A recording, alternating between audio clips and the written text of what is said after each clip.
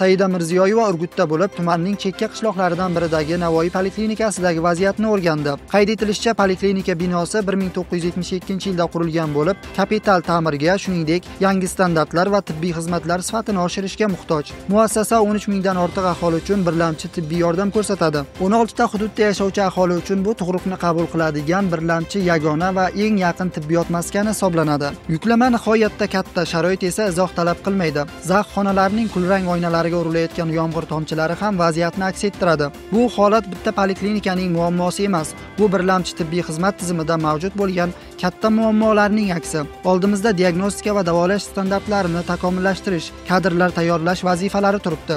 Mutaxassislar bilan birgalikda viloyat sog'liqni saqlash tizimini rivojlantirish bo'yicha yangi master rejani batafsil ko'rib chiqdik. Bu jarayon faqat binolarni ta'mirlash bilangina cheklanmaydi, balki birlamchi tibbiy sanitariya tizimiga bo'lgan yondashuv tubdan qayta ko'rib chiqiladi. Bugun ko'rganlarim shuni yana bir marta isbotladi.